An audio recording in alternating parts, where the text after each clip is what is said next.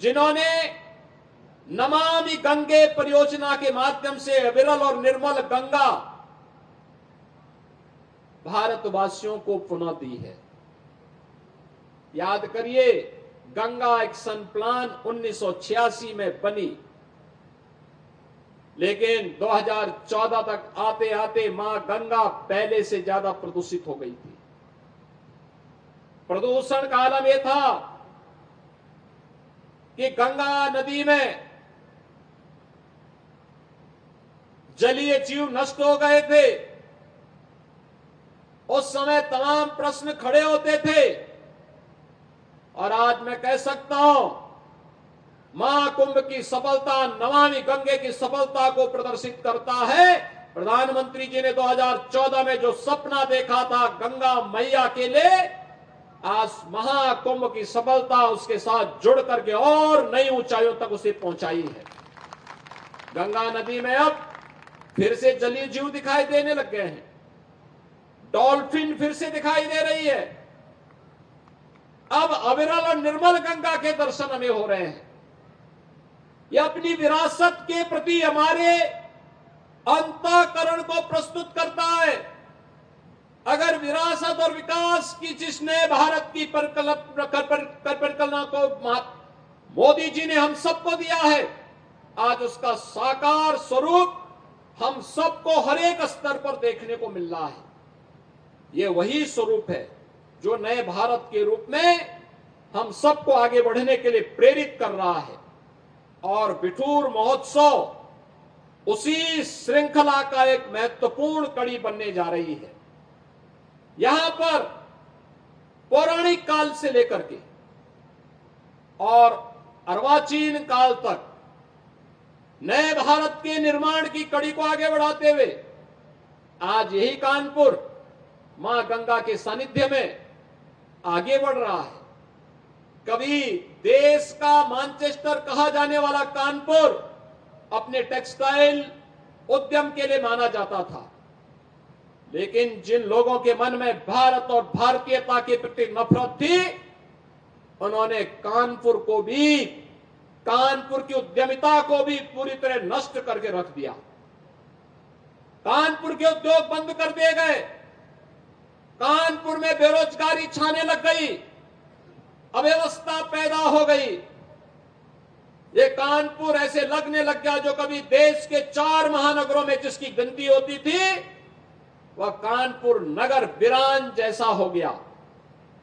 वीरानी छा गई, कनेक्टिविटी से वंचित कर दिया गया, मां गंगा को प्रदूषित कर दिया गया, एयरपोर्ट बंद हो गया, उद्योग बंद हो गए, हर जगह लाचारी लाचारी। आप याद करिए, जब कानपुर के साथ ये हो सकता है तो देश के साथ इन लोगों ने क्या नहीं किया होगा। देश के संसाधनों में किस कदर लूट नहीं मचाई होगी।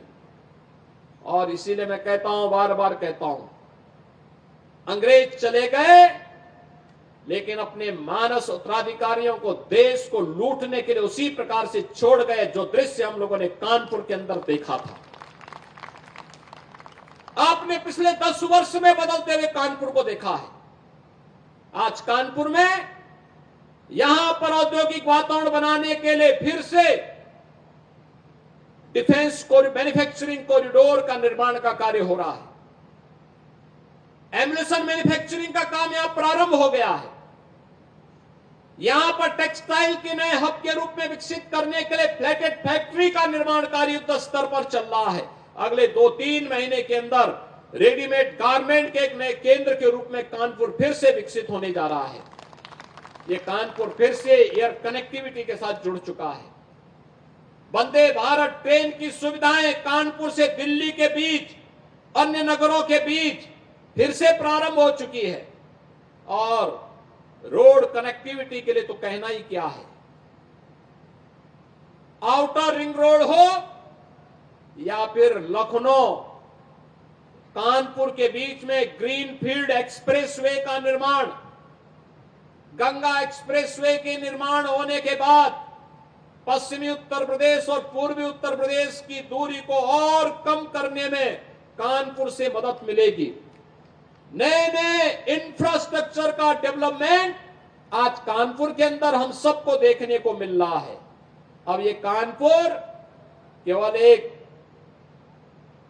बिखरा हुआ नगर नहीं, वीरान नगर नहीं, बल्कि नए भारत का अपनी विरासत और विकास के साथ जुड़ने वाले महानगर के रूप में देखने को मिल रहा है। 2021 में कानपुर की मेट्रो प्रारंभ हो चुकी है। फर्स्ट फेज का काम कंप्लीट हो गया है और अगले कुछ ही महीनों में हम इसके सेकंड फेज को भी लोकार्पण करने जा रहे हैं। कानपुर आज मेट्रो सिटी भी हो गया है, स्मार्ट सिटी भी हो गया है। कानपुर आज उद्योग को पुनर्जीवित करने वाला सिटी भी हो गया है। तो अपनी आईआईटी कानपुर की मदद से इनोवेशन का भी एक नया हब बनकर के फिर से उभर रहा है।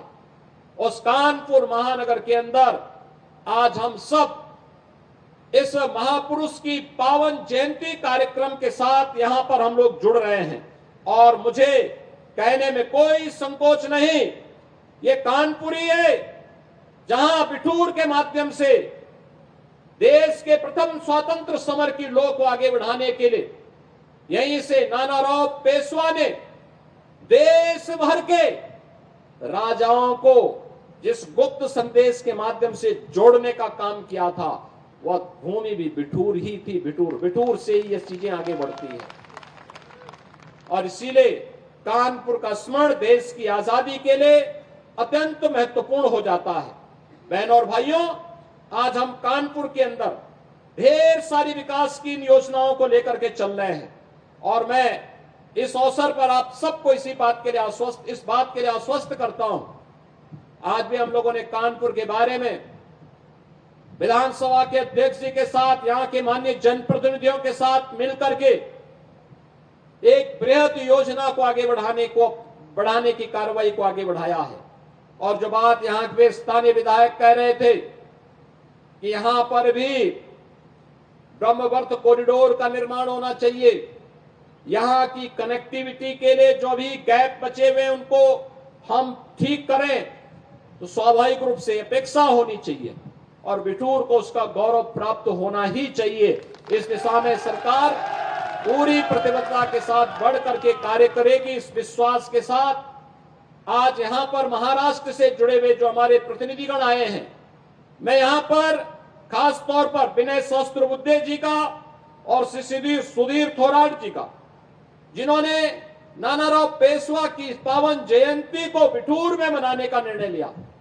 अभी आपसे मैं कहूंगा 1857 के प्रथम स्वतंत्र समर में कौन कौन से अस्त्र और शस्त्र प्रयोग में आए थे, प्रदर्शनी लगी है सामने, थोड़ा अवलोकन जरूर करना। याद रखना, यही हमारी विरासत थी, यही अस्त्र शस्त्र थे जिनका उपयोग करके अंग्रेजों को भगाने में और उससे पहले मुगलों के छक्के छुड़ाने में छत्रपति शिवाजी महाराज से लेकर के बाजीराव पेशवा और नानाराव पेशवा ने उस दौर में वह शौर्य और पराक्रम करके भारत के राजाओं के साथ मिलकर के इस कार्यक्रम को आगे बढ़ाया था। और उन्हें हम देखें, स्मरण करें, नए भारत के बारे में प्रधानमंत्री मोदी जी के अभियान को और मजबूती के साथ आगे बढ़ाने में हम अपना योगदान दें। इस विश्वास के साथ सरकार अपने महापुरुषों का सम्मान करने, उनके गौरव को पूरी प्रतिबद्धता के साथ आगे बढ़ाने के लिए पूरी कृतज्ञता के साथ कार्य कर रही है, कोई संदेह नहीं। और मैं फिर इस बात को कहता हूं कि महापुरुषों का, देश के स्वाधीनता संग्राम सेनानियों का जो सम्मान नहीं कर सकता, उस व्यक्ति के लिए और उस कौम के लिए कोई जगह नहीं हो सकती, उसके लिए कोई जगह नहीं हो सकती। जो लोग आक्रांता थे, जिन लोगों ने भारत की आस्था पर प्रहार किया,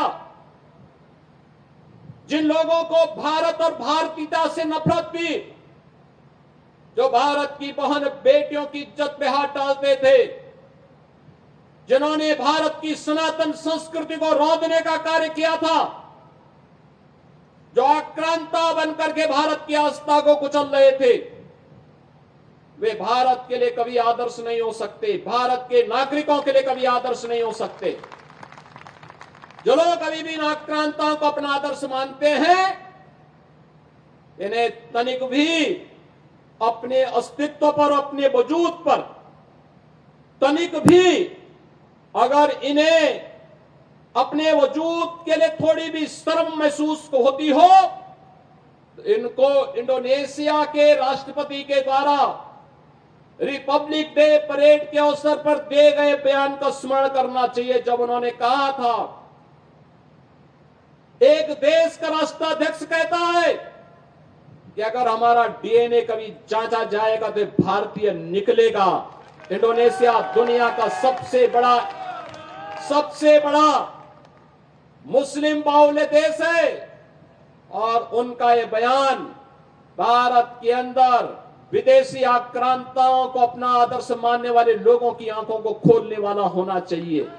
मैं विश्वास करता हूं इस बयान के बाद वे लोग भी छत्रपति शिवाजी महाराज, महाराणा प्रताप, गुरु गोविंद सिंह जी महाराज और भारत के इन महान योद्धाओं के बारे में, महान क्रांतिकारियों के बारे में श्रद्धा का भाव रखेंगे और भारत को एक भारत श्रेष्ठ भारत बनाने में अपना योगदान देंगे। मैं एक बार फिर से बिठूर महोत्सव के लिए शिवजीत सिंह सांगा और उनकी पूरी टीम को हृदय से बधाई देता हूं, आगत अतिथियों का स्वागत करता हूं। नानाराव पेशवा जी को, भगत सिंह, सुखदेव और राजगुरु को, डॉक्टर राम मनोहर लोहिया जी को उनकी स्मृतियों के लिए नमन करते हुए विनम्र श्रद्धांजलि अर्पित करता हूं। धन्यवाद। जय हिंद।